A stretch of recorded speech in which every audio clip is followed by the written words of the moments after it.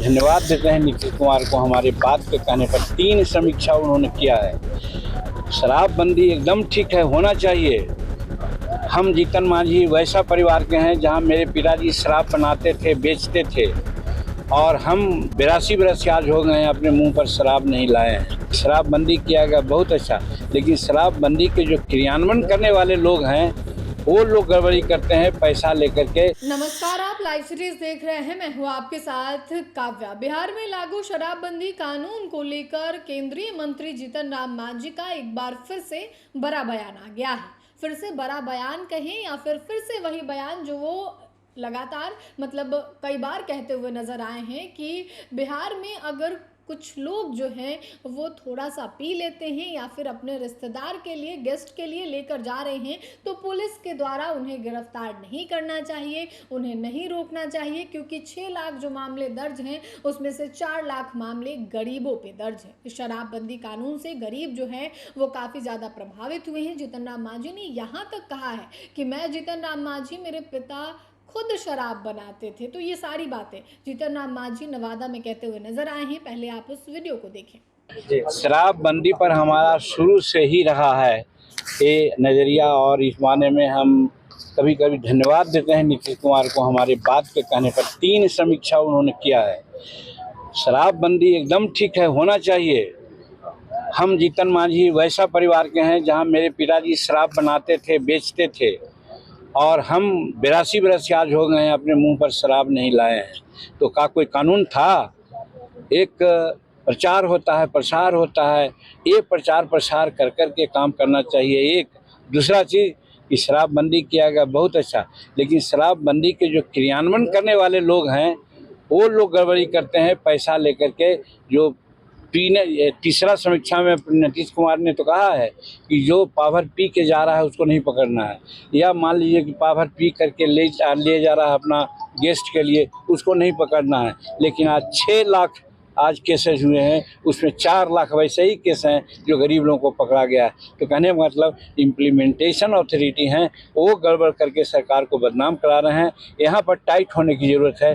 और जहाँ तक शराबबंदी का सवाल है, शराबबंदी एकदम उचित कानून है, उचित नियम है। तो क्या लगता है कि फिर से समीक्षा होना चाहिए इसका?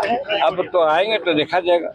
देखिए, एकदम क्लियर मैं कहता हूँ, हाथ जोड़ के प्रार्थना करता हूँ आप लोगों के माध्यम से कि हमारे यहाँ रसोई गैस चाहे और कोई चीज़ की कोई कमी नहीं है क्या कि जब सुन गए हैं कि ईरान और इसराइल का युद्ध चल रहा है और वहाँ पर कई एक हमारे गैस प्लांट में और तेल में आग लगी है, तो जो चालाक हैं गांव के, तो अगर 2 सिलेंडर है तो 5 सिलेंडर ले लेना चाहते हैं, कोई 10 सिलेंडर लेना चाहते हैं, एक चीज़। और दूसरा, अभी हाथ धो रहे हैं कि 10 को सिलेंडर ले लिया और आज 1,000 में बिकता है, 1,500 में बिकता है, वो 5,000 में बेचने के लिए वो अपना वो गलत काम कर रहे हैं। वैसे लोगों पर सरकार कार्रवाई करेगी, ऐसा मालूम है।